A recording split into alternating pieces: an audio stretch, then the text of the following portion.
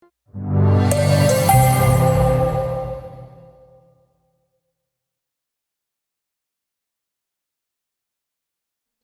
күн, құрметті білім алушылар. Қазіргі қазақ тілінің морфология курсы бойынша 15-ші дәрісімізді ұсынамыз. Дәріс тақырыбы шылаудың, одағайдың, модаль сөздердің грамматикалық сипаты деп аталады. Бұл дәрісте шылаудың, одағайдың, модаль сөздердің грамматикалық сипаты, түрлері, мағыналық ерекшеліктері мәселелерін қарастыратын боламыз. Шылаулар деп нені айтамыз? Шылау толық лексикалық мағынасы жоқ, тек сөз бен сөзді, сөйлем мен сөйлемді байланыстырып, немесе белгілі бір сөздердің жетегінде қолданып, оған әртүрлі грамматикалық мағына үстеу үшін қолданылатын көмекші сөздерді айтамыз. Бұл сөздердің толық лексикалық мағынасы болмайды. Контекстте толық мағыналы сөздердің жетегінде қолданылып, оған қосымша әртүрлі грамматикалық мағына реңк үстейді. Шылаулар сөз бен сөзді, сөйлем мен сөйлемді сабақтастыра, не салғастыра байланыстырады. Сөйлем ішінде синтаксистік қызметіне қарай жеке сөйлем мүшесі бола алмайды, түрленбейді, басқа сөз таптарынан жұрнақ арқылы жасалмайды.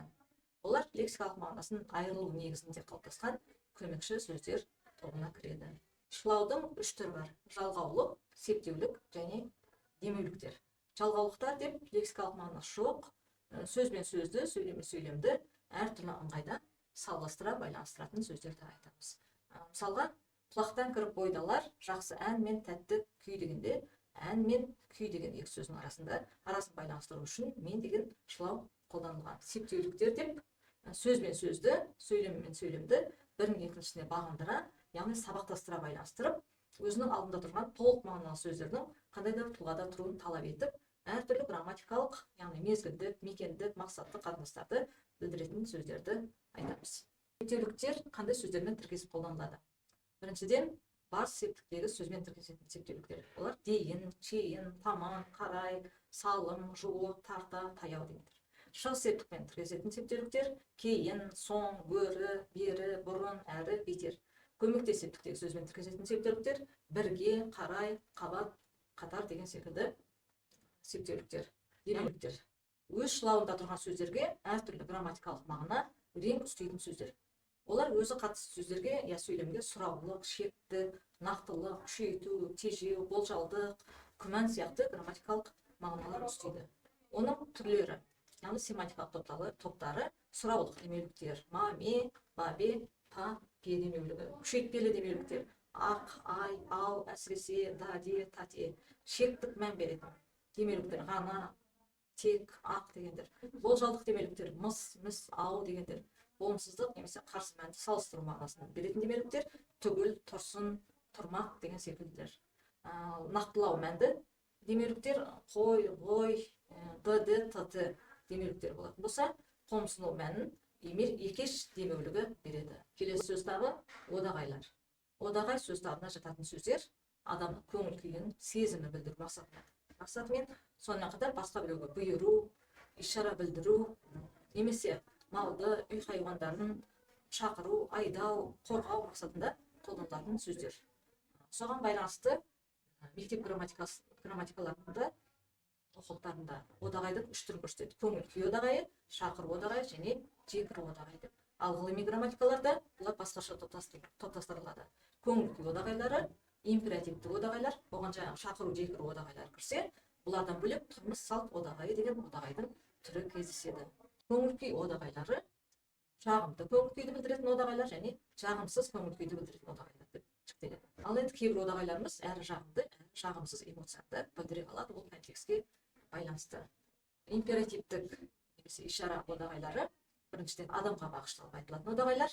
Бұлар адамның адресіне бұйыру, жекіру, тыйым салу мақсатында қолданылатын айда, тәй, сап, стоп, жә, тек, әуп деген сияқты, немесе әлди сияқты одағайлар. Екінші түрі малға, хайуандарға бағышталып айтылатын сөздер. Бұл топқа айта, мұқ, шөре, көз, каус, шам, әукім, немесе малға байланысты қарғыс мәнді, мәлік келгір, жамандатқыр деген сияқты одағайлар кіреді. Тұрмыс салт одағайлары, бұлар адамдардың амандасу, қоштасу, сыйластық белгісі ретінде қолданылатын одағайлар. Бұлар Бұларға қош, қайыр, рахмет, ассалаумағалейкум, құп, ләббай, кеш жарық сияқты күнделікті қолданыстағы сөздер жатады. Одағайлар мағыналық жағынан бір мағыналы одағайлар және көп мағыналы одағайлар деп жіктеле алады. Мысалы, алақай десек, ура десек, бір ғана мәнді беріп тұр. Ал енді кейбір одағайларымыз, мысалға, бірнеше мәнді қатар беруі мүмкін. Мысалға, бәлі, пәлі дегенде бірде таңдану, қуану деген көңіл күйді білдіретін болса, бірде сөзді жақтырмау немесе наразылық көрсету мәнінде де қолданыла алады деген сөз. Ал енді грамматикалық ерекшелігіне келетін болсақ, олар түрленбейтін сөздер. Олардың өздеріне тән жұрнақтары жоқ. Тек қана субстантивтерді, яғни заттарды қолданған кезде ғана қандай жалғауларды қабылдай алады. Кейбір одағайларға ладе, шылшыл жұрнақтары жалғанып басқа сөз таптарын жасауға негіз болады. Мысалы, ойбай, ойбайлау, айт, айттап, ах, ух дегенде ақылап, үхлеп деген сияқты. Жаңа одағайдан басқа сөз таптарын жасауға болады. Құрамы жағынан түбір одағайлар, яғни негізгі одағайлар, мысалға, әй, ой, пай, қап, бәсе дегендер. Күрделі одағайлар, олар кейбір сөздерден бірігу, қайталану, қосарлану арқылы жасалады. Немесе мәссаған, апырмай, әттеген-ай, бәрекелде дегендер, бұлар тарихи тұрғыдан екі сөзден құралған одағайлар. Модаль сөздер де грамматикалық сипат жағынан айтылған ойдың шындыққа қатынасы менен сөйлеуші субъектінің көзқарасын білдіретін сөздер. Олар түркі тілдерінің бір қатарында негізінен көмекші сөздер тобына кіреді. Қазақ тілінде жалпы алғанда модаль сөздер көп емес, санаулы. Оған сияқты, сықылды, әлпеті, сыңайы, сынды, тәрізді, рәушті, тақылетті, кәдік, шамасы, ыңғайы, нәйеті, заты, асылы деген сияқты сөздер енеді. Сонымен қатар модальдік мағынаны беретін тұлғаларымыз бар. Мысалға, са деймін, барса деймін, са керек, о керек дегенде, бұлар тіркес ыңғайында қолданылады, модальдік мағына береді.